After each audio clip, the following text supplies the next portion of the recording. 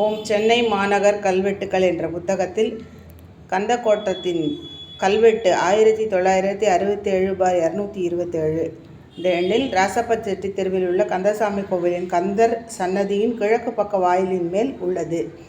ஆயிரவர்களில் ஒருவனான வேலூர் மாரி செட்டியாரும் பஞ்சாலம் கந்தப்பண்டாரமும் ஒவ்வொரு கார்த்திகையின் பொழுதும் திருப்போரூருக்கு சென்று வருவது வழக்கம். அவ்வாறே கிபி 1673ஆம் ஆண்டு மார்கழி மாதம் 13ஆம் தேதி கார்த்திகைக்கும் சென்றார்கள்.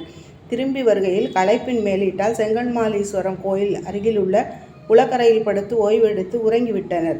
அவர்களது கனவில் முருகப்பெருமான் தோன்றி, நீங்கள் ஏன் வருத்தப்பட்டு கொண்டு வருகிறீர்கள்? இதோ இந்த புற்றில் இருக்கிற எண்ணெய் எடுத்து சென்று நீங்கள் வசிக்கும் சென்னையில் பிரதிஷ்டை செய்து பூஜை செய்து வாருங்கள் என்று கூறினார்.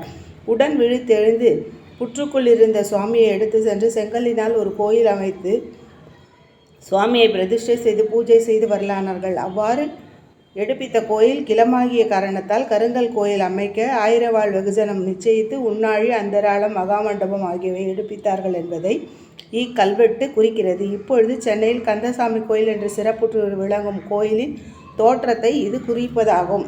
சென்னை பார்ட் 1